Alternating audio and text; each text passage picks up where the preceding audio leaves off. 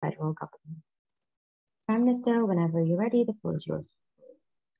Hi, I can take POIs anyway, so that's fine. Cool.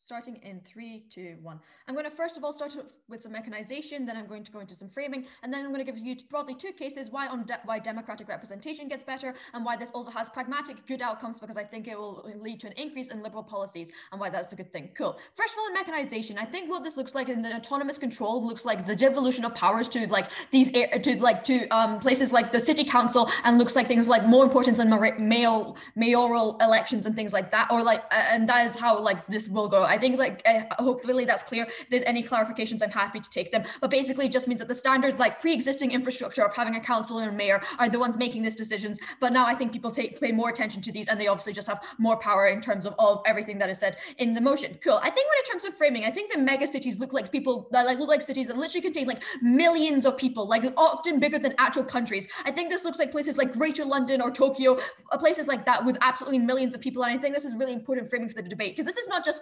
like towns or cities with a couple of 100,000 people. I think at the point that these cities can be larger and more diverse than entire countries at some points, I think this is when the democratic principle is most important. So moving on to then my substantive case, I think then talking first of all, principally why we value democracy and it increases under this motion. Democracy is a valuable thing, and we value it in society because it lets people exert their will. When you're letting someone have a monopoly of violence on you and make decisions that affect your life on a day-to-day basis, you need to be able to change that and hold these people accountable to what happens. This is much easier when you give autonomous to control to smaller regions, because being able to have your say at the voting booth and get policies and able to lobby and think or any other political mechanization is incredibly important, and promoting democracy more is important, and this is why we care about this. And so why do we get that more? I think it's because when you have more autonomy at a local level, you basically just get people who know the area much better, because blanket prescription policies that apply across an entire country are often bad because things differ and the situation changes across different places and towns and cities. I think this can be for several reasons, either just geographically, like different things just don't work in the same places because of the way that the landscape is built. But I also think on a cultural level, the way that people respond or they need, or the typical things that they need because of the culture that has been built up over like hundreds of years differs. And so you cannot just have blanket policies. For example, in terms of crime, what works in some countries, like in some cities, when you like have a very hard stance against it, like works fine. And in other places, you need a much more rehabilitative method, and this works better in some places depending on different cultures. Cool. I think then like what you get then is just you get like much more, like you have much more say over particular issues, and then you can then put in the like policies that you have seen to work particularly. But I also think what is important is the people who are standing you and representing in your area, because you no longer need to appease to other parts of the country or even your party. And I think then when you know your own area better and you're able to represent this within the council mayoral elections and decide policies for yourself, and you do not need to talk to other people within this, is just more important. But I also think that right in the status quo, right, there's a problem where people are not that invested in local elections. The reason because of this is because like in the general, people just think the general elections are important because these are where all the big decisions are made. And so like turnout for these has historically always been much higher than it has been for like mayor or council elections, because people think they don't matter. I think at the point that you put the emphasis then and you give them autonomous power, then obviously people know this is much more important. They're likely to turn up to the voting booth and actually decide on these things. I think that even in other places which don't have autonomous power, I think then like the emphasis is still put that like, look, these different areas and local city councils do matter. So I think this has a spillover effect to other parts of the country. So like this is a general reason why democracy and better localism is better. But why is it specifically cities? Because obviously we cannot enact this everywhere. First of all, in the status quo, especially mega cities in particular, tend to be underrepresented. Why is this true? It's because there's so many people in there and it is densely populated. Even though constituencies are supposed to have roughly the like same number of people within them, because of geographical discrepancies, this is not always practically possible. And so sometimes things go through. What this means is that in general, across the world, it is a blanket fact that more rural and sparsely populated areas tend to have disproportionately more representation, like that is one candidate representing like a smaller number of people than in cities when you have one candidate representing much more people. And this is not good because it means that in a general like parliament or like a government or anything like that, that means they do not have their say and their vote is not counted as highly as places in the other country. And this is like, so this is a bad thing, and this is particularly why they need autonomous control. Yeah, I think that secondly is because cities tend to be much safer seats, and because they tend to be much more liberal and left wing. And I'll give you reasons as to why this is true later on in my speech. But I think that what the problem with this is that in general elections and like or presidential elections, anything like that, they tend to be neglected in the campaigns. It's because politicians know that this is a safe seat and this is a place that they're going to continue to win, and so they don't need to listen to them. They don't need to campaign in hard, and they don't need to listen to the issues. What they then focus on then is more of the swing seats, like in rural England or in like the swing states in America, for example, example, and this is where they concentrate their votes, and they try to appease the more radical and rural parts of the country, which is necessarily a bad thing because these tend to be a minority of people, but then their voices and their issues and concerns are overrepresented, where the people in these cities, which are literally millions of people and far more, are underrepresented because they're seen as a safe place. I think just look at how, like, London was literally the only place in England which voted to stay in the EU, but that was not taken into account because of the way that the shifts the votes were counted. I'll take a point from CEO if they have one. What drives economic policies in general without this policy in place? Sorry, can you repeat that? What drives economic policies in general in like countries without this policy in place? Right. What drives economic policies is what is most necessary for that particular place. For example, when you talk about like taxation, obviously this remains in the general government, and like I'll talk about in a second why that is important. But I think like when in terms of economic policies, it looks like what industries are you subsidizing, which ones are you like making sure are like getting the highest tax rate possible, but also then like in what areas are you investing particularly, because that comes under fiscal policy. Cool. Why are cities more liberal then? I think it's because they tend to be much more diverse. This is just because there's more people there, and so more people come there, but also in terms of like immigrants, because they know this is where the jobs are and they're likely to find places like this. This is where they're likely to come to settle down. And so you just have a wider range of ethnicities and different people there. I think then like when historically right-wing policies have tend to be anti-immigration, this is when you have much more like people of color voting for left-wing policies and Democrats like this, and much more liberal thing like this. But secondly, because they tend to be hubs of like university and academia, lots of young people go there for, first of all, for education and university in the first place. But then other people who, even if you don't go to education, go there as like graduates or like to find jobs in the first place, and then you go there and you learn. So it's full of young people, and that makes them more, they tend to be more liberal as well. This is also good because then they will go to other places within the region, and that has spillover effects. But also because multinational companies tend to center themselves within these mega cities, because this is where they have the biggest recruitment area for people they can employ. So that means that they are also, because liberal policies is what sell now, this is also something that they are likely to lobby for. And so if they have any influence in terms of lobbying for the government for this autonomous region, they are likely to also go for liberal policies, because that is what is seen as marketable. Why is this a good thing then? I think for all the reasons is why I've told you why localism is a good thing, because you know the area much more specifically than you do, and you're less likely to appease radical people in rural areas, for example. I think you're going to reinvest in things like health and redistribution of wealth. I think this looks like making sure you know what type of education is best for the citizens within your part of the country and doing what is best for them there. Proud to propose. We thank the speaker for their fine speech, calling upon Leader of Opposition to oppose the motion on the floor. Here. All right. I will take POIs in the chat. Please don't verbally unmute just because I'm easily distracted. Starting in 3, 2, 1. I think it would have been really helpful if Open Government in this debate had modeled or told us what this is likely to look like in terms of how these cities are actually going to be getting their budget.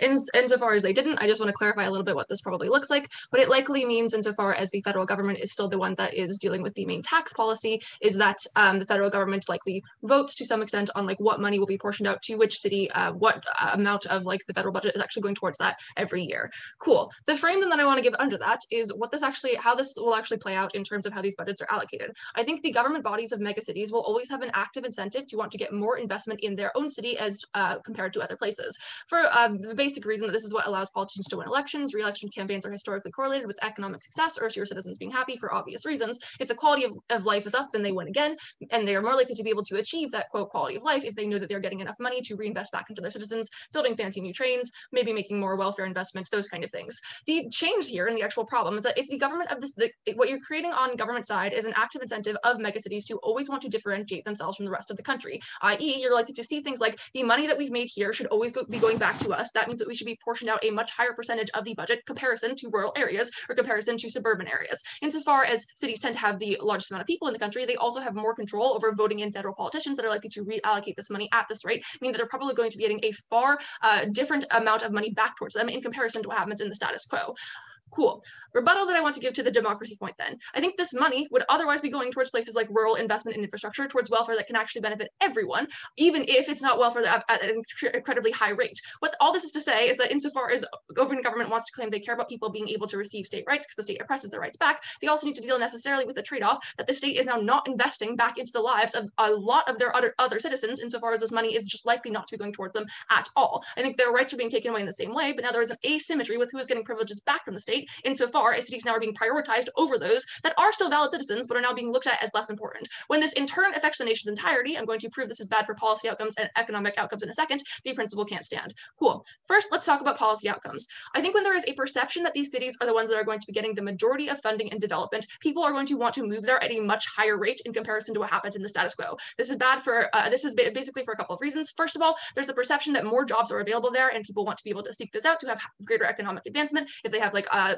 $50,000 paying job in like rural areas and then they could get 100,000 there, they have government or private sector opportunities that are not otherwise available. Secondly, it looks like they know they can get more benefits from the government if they live there. So they have like better transportation systems, high-speed trains that aren't really necessary, but a larger selling points to actually get people to move into these places. Why is this bad? I think for the city itself, it just worsens the quality of life that people are able to experience. So when you have more people living in cities, it looks like worsening air quality because there's more pollution. It looks like more people driving their cars around that contribute to that in the same way. It looks like a crowding out of people's actual living space because there are just more individuals there for people to cater to. The second impact of this is just gentrification worsening as well. So those that work lower income jobs and already lived in the city previous to these policies being implemented are now going to be forced out of their locations as landlords and shopkeepers realize they can raise prices, now cater to a higher paying tax base and just cater to those people instead, meaning these individuals who like did probably have some degree of obligation from the state and should probably be able to continue to achieve their own level of happiness are going to be worse off. The poverty rate is likely to increase in the city as a result of this because people can't afford it anymore and don't have the capital to move out of the city. This is really bad. Government may come up and say to respond to this, but we're going to get more investment when you centralize the way that the actual city is able to deal with their economic policy. This is blatantly false for a couple of reasons. I think, first of all, I've already talked a little bit about this, but in terms of this money going back to the city, there is a fundamental trade-off with infrastructure being developed in the city that could have been developed somewhere else that is bad for economic growth. So if you have like a functional subway system, but you know have cities lobbying to say, no, we want to be able to ramp this up to a degree that isn't actually necessary, there's a fundamental trade-off with how that money could have been going to allocate it towards rural areas instead, looking like getting them better trains as well, being able to communicate with cities, being able to move their people around faster, meaning people can get to jobs, putting more money back into those communities. That's the kind of trade-off we're dealing here. Insofar as that economic development would exist on their side without the crowding on our side, without the crowding out effect, you should probably err on the side of doing that. The second thing, though, is on private investment and why corporations are likely to be not handling this as well. Cool. 3 things under this. First, I think any policy distinction is bad from varying from city to city. Insofar as when regulation differs from one place to another, it means that when corporations are trying to think, where do I want to set up my headquarters? Where do I want to set up a factory or a new company here? They're always going to be thinking, where can I do it so that I can expand best? If you have different cities in your country that all have different regulation now, insofar as they are able to deal with their own economic code and make their own deals with these companies, you're likely to just shut out foreign direct investment at the point where these companies are likely to say, oh, I'd rather just go somewhere where it's easier for me to actually know what the regulation is. There's always going to be a cost for them to relearn it, to need to open up different things in different ways. They also can't move out at the point at which they're like trapped in the specific code and they've already made their company like adhere to that one in comparison to other ones. The second thing is that operation costs go up. I think companies are just likely to raise prices to start with if they know that investing in this area or building their headquarters there is going to be like something that they're shut into the future, meaning that they're not likely to be hiring as many people or looking to expand out in the same kind of way. Before I go on to the third one about fluctuation in policy, I'll take one from POI from CG if they have one. All right. Contrary to opening government's analysis, megacities contribute massively to the personal image of politicians. They are overrepresented in media and there are economic reasons to prioritize them. This is the status quo. Please engage. I think that's the status quo I'm engaging in. If politicians have more control over the economy, that means they can do the things like lobbying for greater budgets. So not really sure what you're getting at with that POI. It means they get more money in comparison to they still have money on your side, I guess. Whatever. Cool. Moving on to the fluctuation and why this is a really big problem. I think what happens when you have a lot more things within the economy that politicians individually have more control over, they have more of an incentive to want to differentiate themselves from their predecessor. You see a lot of people running on campaigns that say, I'm going to revitalize the economy, create more jobs, because there's a correlation between economic success and whether or not people are able to win re-elections. When you then have individual mayors or whoever is in the administration of the city have access to the ability to change economic policy, they're likely going to be doing that at a much higher rate because it means people are more likely to vote for them because they can set themselves apart from what was happening previously, and in general people get mad at politicians. What this means then is that you have a lot of varying economic policy very, very quickly. It looks like having your tax code change like every election term or whatever, because different politicians want to say, no, we can do this in X way, or we can do this in Y way, and they're only beholden to their own selfish election incentives rather than that of their general populace. That's the main issue that I think happens as a result of this. Companies then are just not going to want to invest into these places in the long term because they know that there's always a threat of instability. That means they could be losing their return on investment if they're not able to actually reap that as quickly. So it looks like them just choosing to go elsewhere. I mean, the entire country is worse off because you just have less ability for capital to be flowing there. The impact here, I think, is pretty clear. It's economic stagnation because you don't have as much investment going into the place at all, and less jobs available to everyone in the city, or just in general, insofar as that money probably trickles out of the city to some extent if you have some exchange of people going in and out. I think on our side, though, there is continued growth, continued investment, and the ability to change things at the federal level without losing any of the ability to actually get money from corporations, or actually make sure that the kind of policy you're enacting is good for everyone in the country, not just those in cities. For all these reasons, proud to oppose. I thank the speaker for their fine speech, calling upon the Deputy Prime Minister to further the opening government case. Here. Yeah, can you hear me? Yes, loud and clear whenever you're ready. Awesome. Thank you.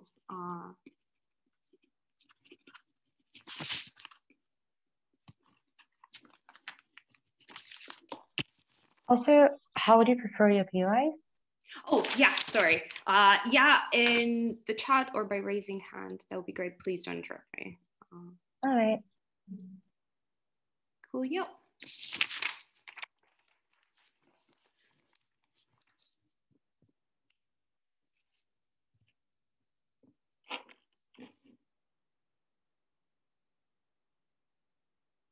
My main issue with the case that comes out of opening opposition is that they really never mechanize why in their comparative you get any sort of investment in rural areas. And therefore, all of the comparatives that they talk about why, like, oh, corporations like raise their costs in terms of spreading out within the country never really occur, because they never really tell me why that's likely to exist in the first place, or why there is enough infrastructure in rural areas for these companies to get there in the first place. And therefore, none of the things really accrue. I think all of the problems that they talk about are symmetric. So what I'm going to do in this speech is firstly go over their case and tell you why it doesn't work, and then I'm going to go over the economic outcomes and the liberal policy and why that's such an important thing to get the type of like beneficial impacts they get, for example, in like Los Angeles, where you don't have like police won't arrest you even if you're like an illegal immigrant, and you know how this expands the possibility to have like cities that have like universal healthcare and stuff like that, and why that's so important for the most vulnerable people. So in terms of what we hear out of LO, right? So firstly, the general idea that this is like going to cause less redistribution to rural areas. So my problem here is that I don't necessarily understand why on your side of the house that investment occurs in the first place. I think that in like rural area status quo, there is some like redistribution, but I think that the issue with it is that it is done particularly inefficiently, right? That it is, and there is a lot of like political and corporate like capture of corporations that are like pushing their interests through parliament. I think this is crucial though, because this isn't the people, right? This isn't people in megacities being represented. It is the interest of the corporations being represented. So that doesn't clash with the principle, but it does show that you are never ever on both sides of the house ever going to get that type of redistribution in rural areas, right? And then they say, oh, but loads of people move into there and that causes a lot of like problems, etc. The first thing I would like to note is that only at the moment where you have like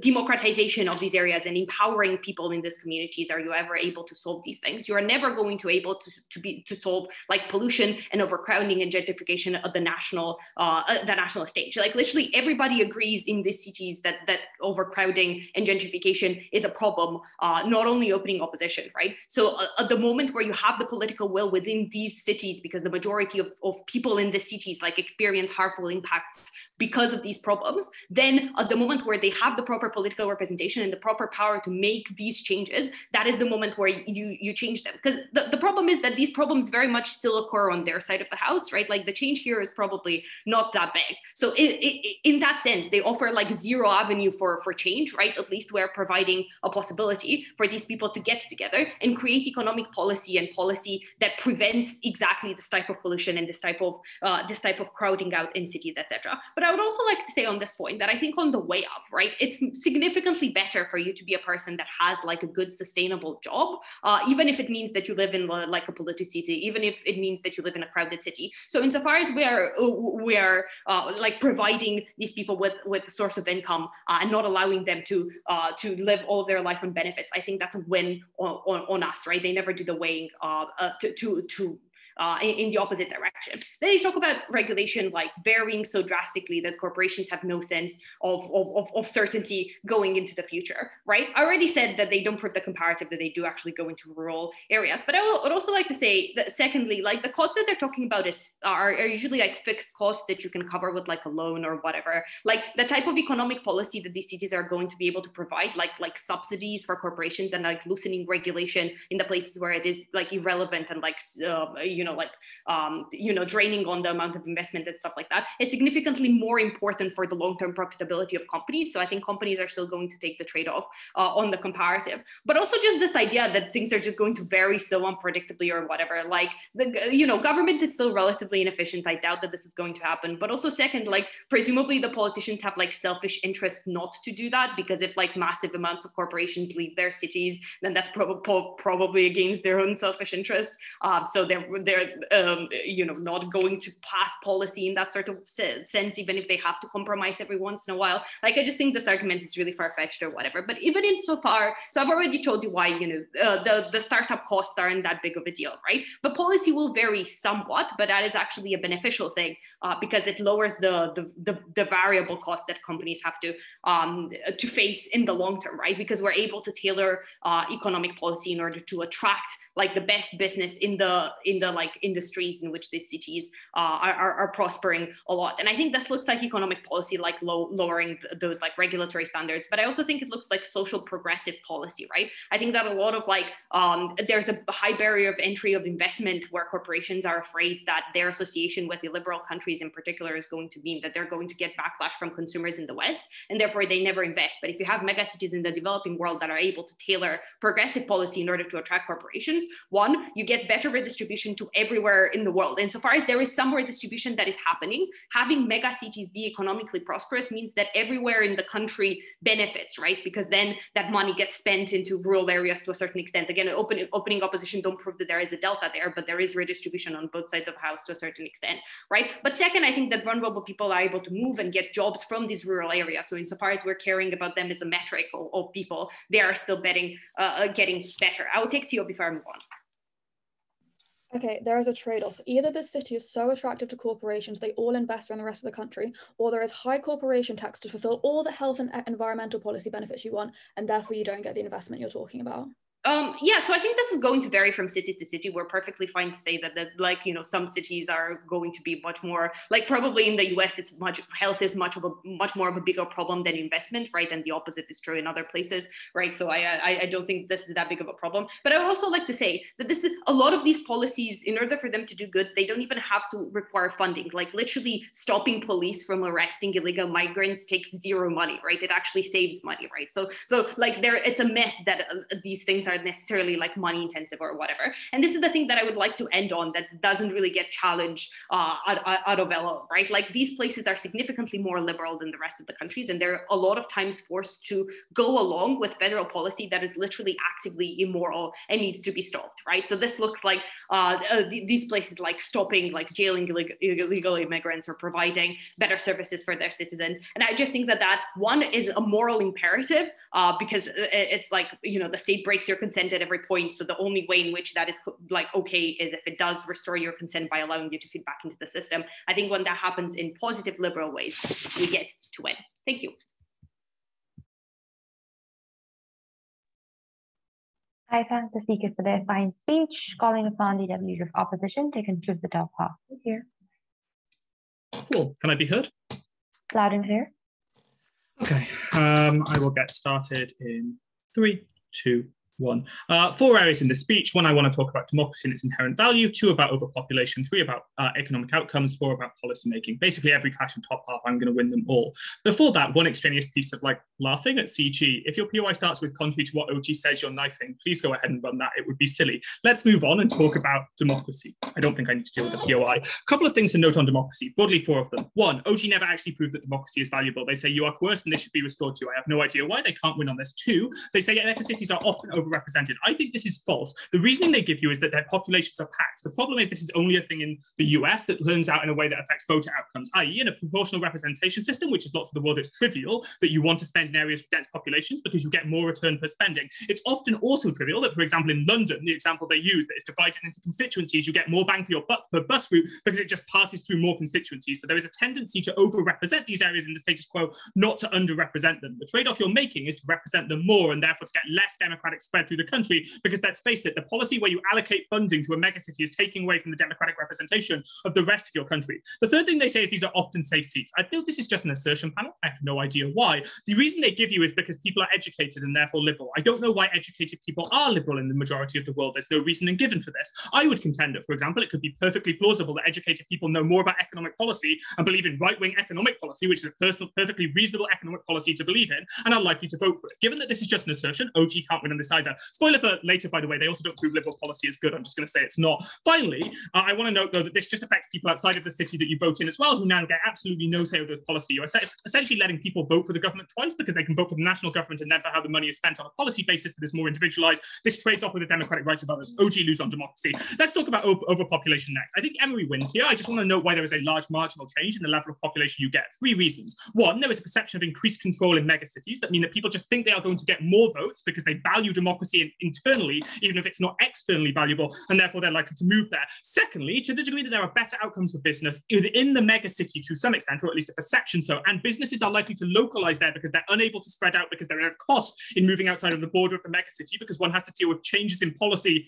for example, social and economic policy. It means businesses localize more in the megacity, so jobs shift there more. Julie's only response to all of this is to say, oh, it's also harder to move out, by the way, because you have to move your business out if you have one, housing regulations differ, and so on. So more people will stay there rather than leave. Julie's only response to this is to say basically 2 things. 1, overpopulation is a problem in the status quo. Yeah, I think this is news to OG, but debates are about marginal change. Our claim isn't that it's going to get better on op, but rather it gets worse on gov, and those are the reasons why, and therefore we win on this. The other response is to say that it's good that people get a job. I think the problem with this is twofold. 1, I'm not sure why they don't have a job elsewhere. The only assertion is they're living on benefits elsewhere. I've been to places in the UK that aren't London, and people do appear to have jobs in lots of places. Secondly, though, notice if people are on benefits, that's getting worse on GovBench, not fucking better, because all of your businesses are moving into the megacity, meaning their response is also a place where they lose, and overpopulation must be a gov win. I do think that this is op win even. I do think this is debate winning, by the way, because overpopulation is horrible for the people who are forced to endure it by the fact that their only economic prospects are there. I'm going to do my little rant about London. The air quality is terrible. I have to live an hour away from the place I work and I have to commute there. All of this has horrible effects on your mental health.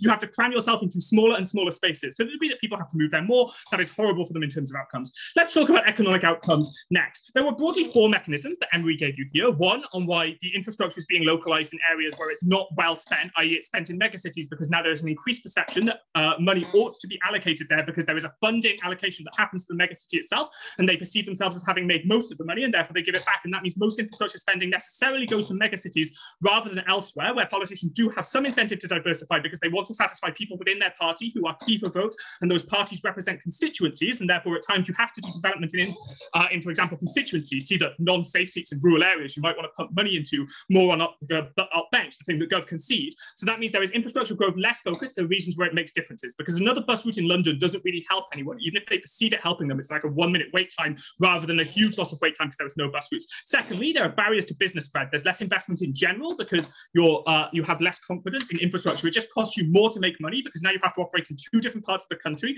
to make the same amount of customer base, and policy fluctuates more often. These get, I think, rather poor responses. There were 3. 1, you don't get much redistribution in the status quo. A, companies have an incentive to spread their market throughout the country because it's the way they make profit. This is a mechanism of redistribution because it means jobs exist outside of the megacity. B, I just don't think this hits all of the mechanisms. I.e. stuff about general loss of investment also hits the megacity itself and the outside region without a redistributed mechanism, and therefore is unresponded to. Secondly, they claim you can subsidize business within the megacity.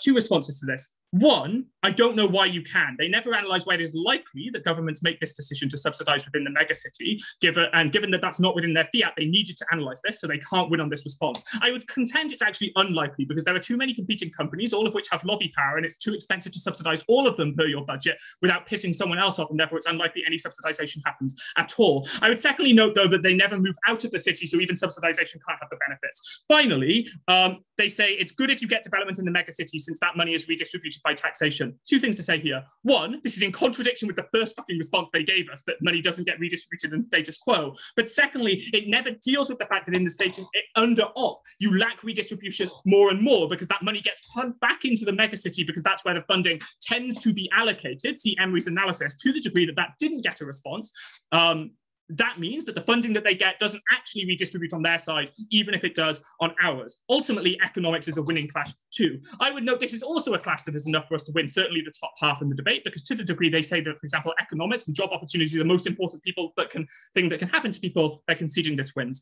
Finally, let's talk about policy outcomes. Broadly, two things to say here. One, I just want to talk about people being liberal in megacities. The thing I flagged earlier, the killer response to OG is I think liberal policy is bad. They assert liberal policy is good. The average informed voter thinks neither, and therefore then proving you get more liberal policy isn't a win for GovBench. I'm also going to contend, though, that they don't get more liberal policy in general, and they can't predict what policy they get.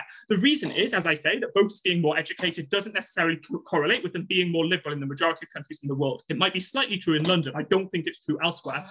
Given that, then, I have no idea where you get more liberal policy. You do, however, get severe funding misallocations. I will finally say this. To the degree that you get more you get allocations of policy that are more localized to the area and therefore meet the preferences of people in that area more. I would contend that this doesn't happen particularly for everyone within that megacity, because the people who are most likely to be voting within that megacity are the people who are most economically affluent, and therefore the people who have time to, for example, engage in politics. But the majority of people in that area are actually the workers at the bottom tiers of the businesses that have to work there, so they're unlikely to get represented and therefore get worse policy at the point where you localize them, because there's more of these workers living in rural areas that aggregate over the national scale, but not the local scale. I would also contend, though, that to the degree you're trading off with policy outcomes for the vast majority of the country, that's actually more of a population typically than the megacity. On every clash that came up in top half, OO has taken it. So yeah, OO.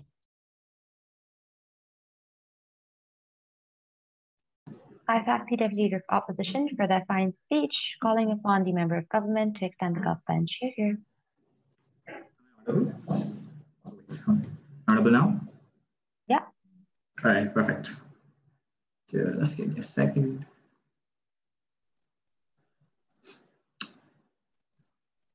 Okay, I'm going to start in 3, 2, 1.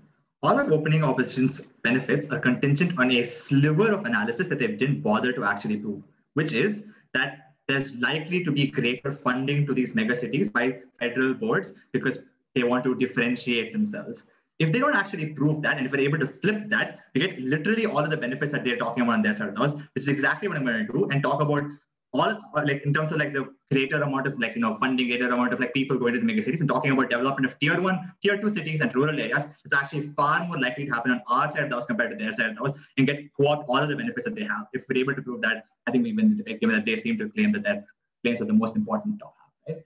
Cool. Before that, I have one point of clarification, right? I think I tend to agree with opening opposition that megacities are overrepresented in national politics. One, because they massively influence the image of personal politicians.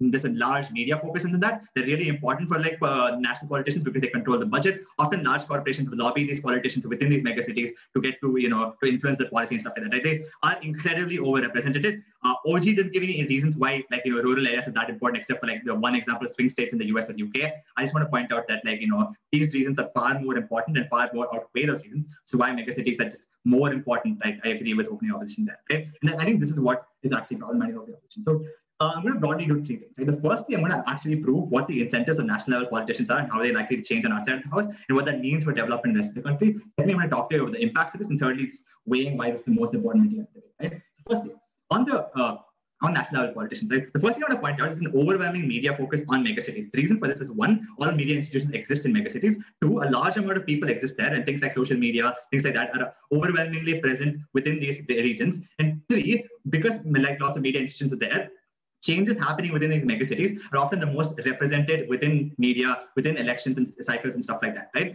What that means is that often whenever politicians do some tweaks or changes within these megacities, they're easily able to take credit for it, right? Which means that national level politicians often take credit for the successes of things within megacities, things which are easy to implement in megacities, but are very difficult to do in tier 1 and tier 2 cities, and often ride on that success, which is deeply problematic. Like for instance, Modi takes the success of the things that are happening in Mumbai, like the stock market success that's happening in Mumbai, like the fact that like there are better healthcare facilities in Mumbai, the fact that there are like better, better transport facilities in Mumbai, even though those things are probably likely to happen anywhere on either side of the house, because it's very easy to implement those kinds of changes within Mumbai, right? Because Mumbai as a city has lots of people in terms of like lots of skilled workers who can implement those changes. They have like the most amount of other like subsidiary infrastructure and stuff like that to be able to develop those changes and stuff like that. It's a trajectory of changes happening in these places that are likely to happen on either side of the house. So the national politicians co-opt this because they're overrepresented in media, within media, which means that they're easily able to influence that. Secondly, there's a large amount of a voter base within these cities, and there's a voter base that are incredibly likely to vote based on the policies that the national politicians are going to enact on the megacities themselves, right? Which is once again, politicians are overwhelmingly likely to cater to things that change things within these megacities compared to things within other like tier 1 or tier 2 cities, right? Exactly for the reasons that opening opposition claim on that side of the house, right? Which means that again, once again, this overwhelming representation means that they don't have a reason to necessarily develop tier 1, tier 2 cities outside of these megacities.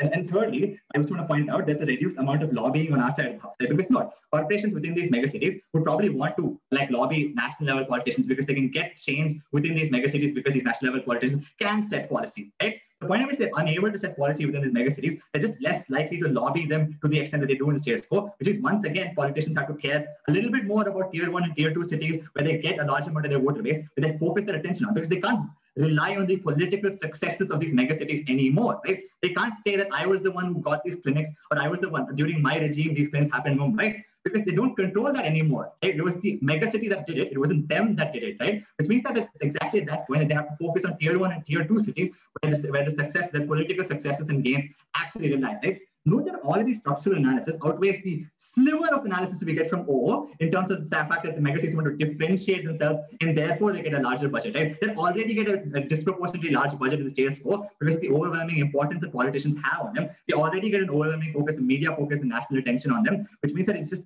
more likely on our side of the house that all of these differentiations or all of these things in terms of tier 2 cities actually likely to happen, right? Which means it's only on our side of the house where we get all the impacts of overpopulation reducing, because it's more of an investment in terms of like jobs and infrastructure and healthcare and all of these things within these places. There's more of an incentive for politicians to care about their political successes in these cities, right? Cities where they can control these policies, right? Where they can control things like criminal justice policies and say that they've been successful in implementing things, right? The problem on their side is it just doesn't happen on their side, right? Before I move on to the weighing this and talking about the importance, I take opening hours.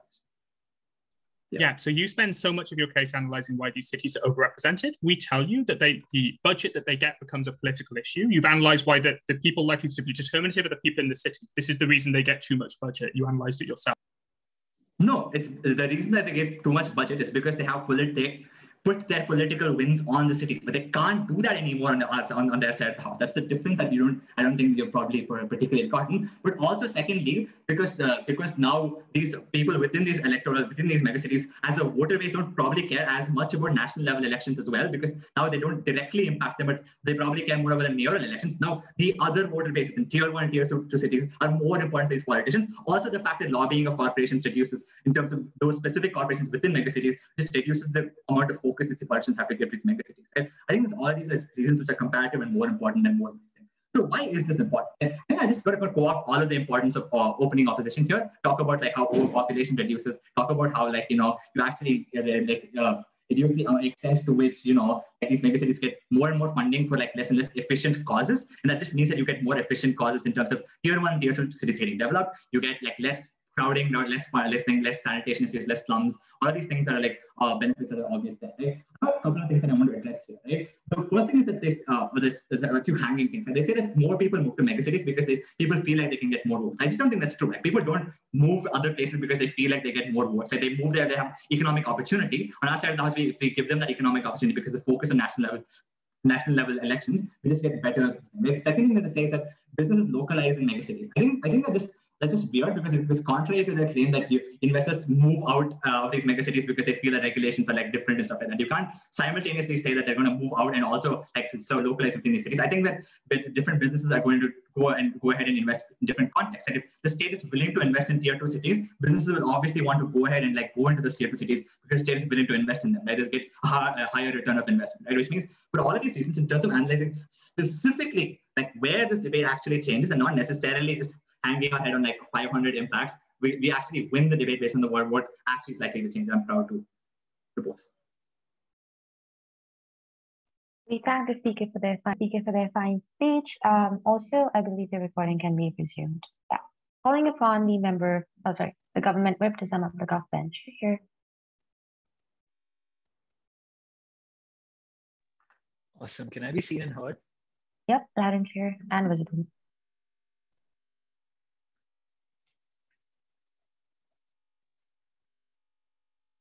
All right.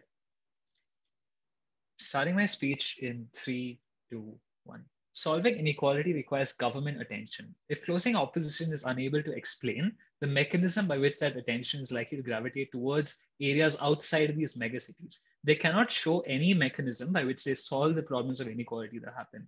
I think this is one of the main reasons why closing government is able to win this debate.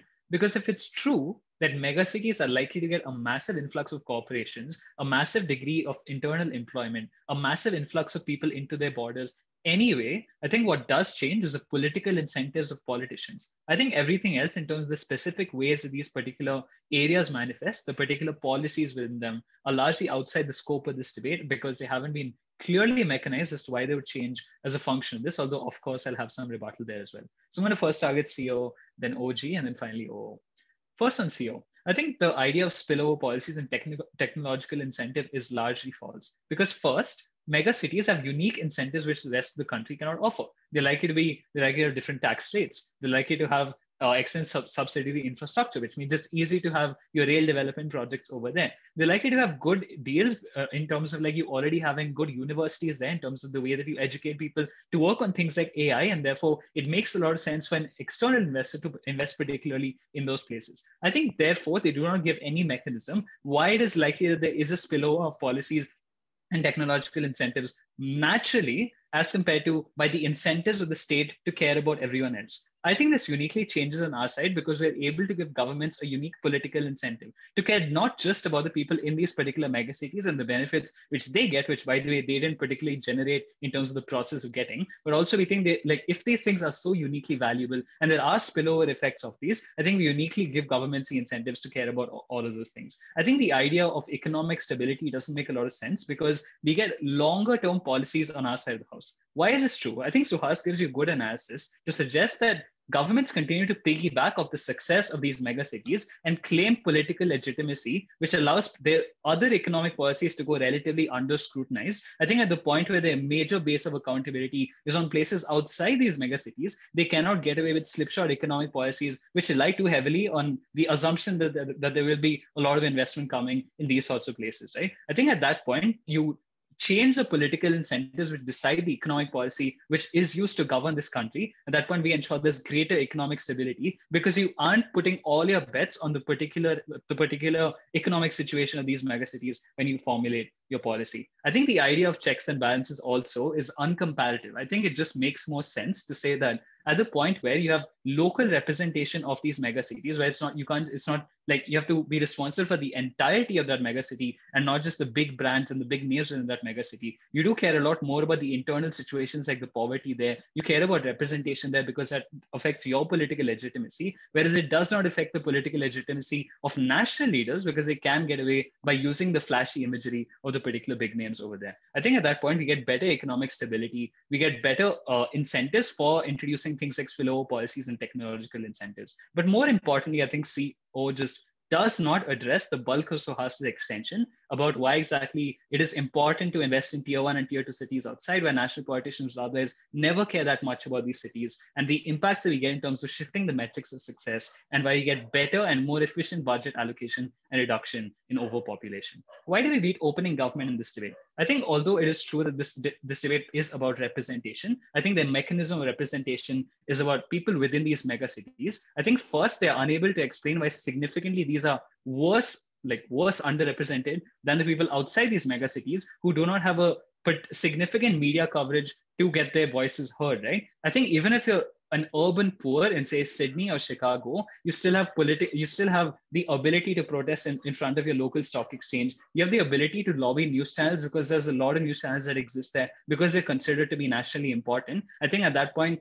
a poor person in Chicago or in some other city center is still able to voice their concerns. I think, therefore, the stakeholder which opening government wants is comparatively better represented than the people outside these megacities, and therefore we're more important in this debate. But I think the principle is one of ensuring that you get autonomy because the state is coercive, although they do not solve that coercion because you're still going to be governed by a local city council. So unless they're able to demonstrate how it's going to be like every single person getting to make their own autonomous decisions, I think their principle doesn't work.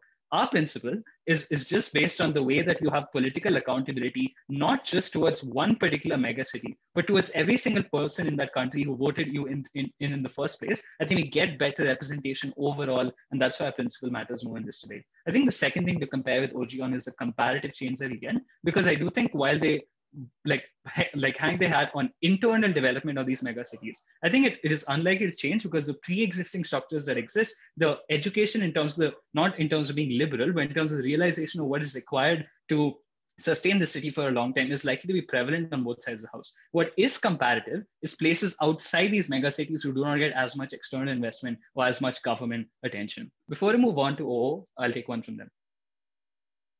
Yeah, on Gov, the political issue is how much the government spends on the megacity. On Op, it's how much they spend in total. Given that you say the megacity is determinative in voting and voters are looking at numbers and not policy details, on Gov, what you get is them choosing the funding that best represents them. On Op, they get funding for the whole country, so you get aggregate benefits. There's something here about flipping your core claim. No, so the way that political legitimacy works is if that particular territory is autonomous, it does not contribute to your political success, which means even if that megacity does really well, it does not increase your likelihood of staying in power. Given that these leaders care about staying in power, even if this megacity does incredibly well, they do care about the other places within that country, and therefore they're going to uniquely invest there where they would not otherwise. 4 reasons why we beat opening opposition. The first is you have to compare the incentive to differentiate yourself and the ability to increase the taxation, increase like the spending on these particular countries or cities in that way versus the incentives for governments to spend on different places because their political legitimacy is not tied to them. But also governments control taxation, and therefore it is in their interest to ensure that you're able to control the budgets and ensure that you get maximum productivity. So you do ensure that you exert greater control, which you would not exert otherwise due to the political lobbying that exists. Second, I think we explain why poverty is less likely to happen because of the changed, poverty outside is likely to reduce because of better focus, and overcrowding is unlikely to happen because governments now uniquely invest a lot more into tier 1 and tier 2 cities, and therefore that degree of poverty and the degree of overcrowding actually reduces. But I think most importantly, policy within megacities are likely to be more all-encompassing because people that charge them care about all the issues of that megacity. This isn't OG's mechanism, which is they are educated, but because you cannot purely base yourself on the model of these megacities, but you do have to care about the nitty-gritties that concern them. We get better policies within, and we ensure that you finally get representation outside. That's why we win. I thank the speaker for their fine speech, calling upon the opposition whip to sum up the op bench and conclude this debate. Hear. Cool. I'm just going to assume I can be heard. People can give POI only in the chat. Please don't unmute yourself. I'll take one about 4. Okay, start my speech in 3, 2, 1. First thing I'm going to do is explain why Prashasti brought you the best kind of things in this debate. The first thing is that they managed to actually characterize why the megacities and the characterization of politicians is important to this debate and how the overvaluing of megacities essentially leads to bad policies. Then they explained that the better economic policies that will benefit everyone, and the pressure from megacities to bring in high-level jobs, etc., means that the richer people in Elise then lobby the government for changes, and that leads to better things on our side of the house. They then proved the benefits of this, and they essentially explained that at least on our side of the house, you kind of get the technological spillover benefits that help the markets in less developed cities, whereas on the gov side of the house, what you get is instead the limiting sharing of investment and limit the knowledge that goes out of these cities, because as everyone on Gov has conceded, these megacities will be doing what is in their best interest, not necessarily in the best interest of everyone in the country. And so if they can hold development in simply their area, they will do so because it fulfills their benefit. They then clashed on the idea of the incentives of politicians and said that essentially the way that elites and checks and balances work is that the minute that the people in these megacities no longer take as much interest in the national level politics, we necessarily get a reduction in the people who are campaigning and lobbying for liberal policies and for better economic policies, and this is harmful. Like, what are the impacts essentially that we brought? First of all, that in status quo, there are comparatively more checks and balances for economic policies because megacities are dependent on economic stability within the government. This means these economic powers are going to want to lobby the government for a liberal economic policy and therefore counteract other politicians who are lobbying better. A balance of policy is always better. Second of all, that megacities on our side won't lose anything. They don't lose the investment because they're already so attractive to investors. So overall, there is no harm, but you get better policies on our side. Thirdly, on just kind of the impacts, checks and balances will always be better. The spillover knowledge and the expertise, even if the government sucks, at least you get the spillover knowledge and the policies that go out to people. This gets blocked to the point at which megacities are only caring about their own interests and essentially catalyzes inequality and development in the country. I'm going to take out CG first and then going to go on to OG and then YS over OO. So first of all, let's talk about two things. First of all, incentives of national politicians and the media, and then how politicians take success into megacities and advertise it. Let's talk about media focus. Okay, like I can believe you that the media is more in megacities, but at least the media has an incentive to report on non-megacities before this change and before in status quo. What happens on your side is that you lose all media interest in non-megacities because there is suddenly so much more news within the megacities about various legislation going on and various politics going on that is then seen to be more important than things that are happening outside the megacities simply because the media is in the middle of everything that's happening within the megacities. Second thing, that politicians are less likely to want to develop other areas.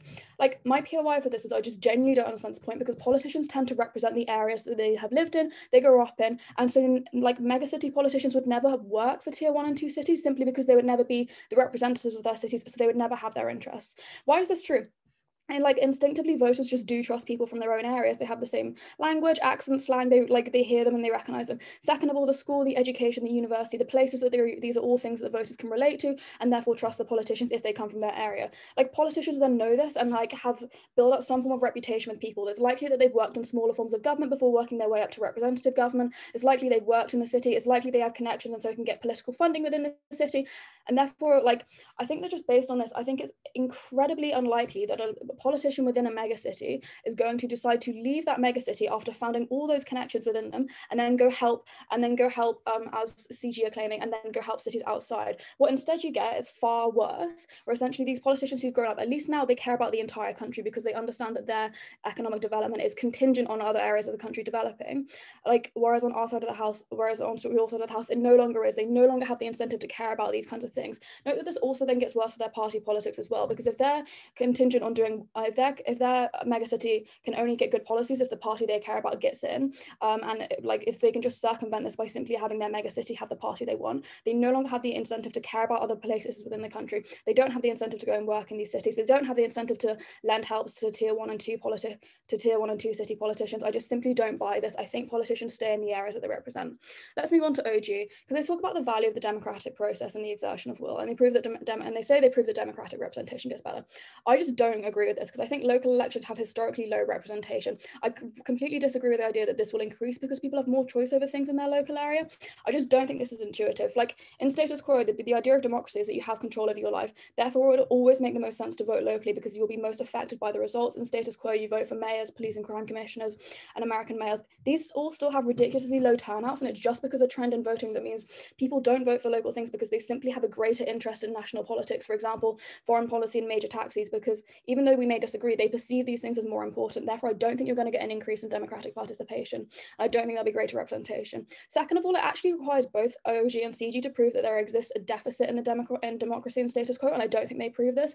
I don't think any deficit does exist. People can vote in any local election and influence policy that way. I also think cities tend to have things like mayoral elections, so they tend to have more inner city representation than rural areas do anyway, so I don't think there's a democratic deficit. And secondly, it requires them to prove that the rest of the country will not be harmed by them so-called enhancing democracy.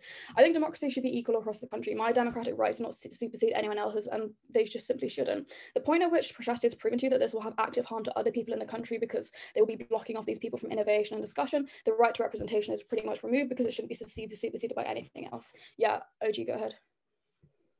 Yeah, so if megacities offer companies such good conditions, that doesn't hold the spillover of technology, but actually promotes it, because if an industry grows and has more profit and more money, then they have more funds to set up in other like rural areas in the country. No, because, okay, if the CEO somewhere lives in a megacity and the person who is, and the mayor knows that if that CEO decides to set up in another megacity, they could have made a benefit off that. Of course, that's not going to happen. The mayor is obviously going to say to the CEO, oh, I'll give you a special rate if you set up your next corporation here. I'll give you a special rate if your friends come here. The interest of the megacity will always only be for themselves, and therefore you don't get the benefits you're talking about, and it just gets worse. They're also then contingent on left-wing liberal policy. I'm going to go further by OO by just simply explaining why this doesn't happen. First of all, the idea that cities are safe seats. I think this is asserted. Diversity means a diversity in political opinions, and lots of regions tend to be more likely to swing than rural areas who tend to have more of a fixed demographic. Second of all, the idea that because they're more diverse, they're more left-wing. I think that while it may be statistically true that cities are more diverse, it doesn't mean minorities have political capital or that their lives are better and this will result in left-wing policy. Note that megacities will likely already be dominated by privileged classes and individuals because they have managerial positions and jobs, CEOs, the kids go to the good schools there, they want to be within these cities. This means that they're likely to be right-wing because the freer the market, the less taxes they have to pay and the more money they make. Therefore, it's in their interest to have liberal and liberal right-wing policy. As Prashasti has already told you, they then act and can put pressure on the government to do that. Assuming that poverty rates are still high, as I'm assuming no one solved that, like higher among non-whites, corporations will still find it easier to exploit immigrants and you don't get these kind of benefits. Second of all, if these cities are as big as OG claims, it's likely there are affluent areas and areas that are in poverty, which means it's separated. We already see consistent attempts from politicians and corporations to limit inner city voting, Chicago, London and Manchester. I don't see how this changes on their side of the house. I don't see how just because there are more minorities, these minorities get to be politically enfranchised, especially when there is a ruling elite and class to do this. I don't think we get policy for change. I think there is a land, etc. Weighing stuff against OO. They say right-wing liberal policy is good. We prove how you get greater investment and lobbying on our government's policy. Thank you. We thank the speaker for the fine speech and also for that very fine debate. I request you all to please move to Discord till the judges deliberate and come back to Discord for the order. Thank you.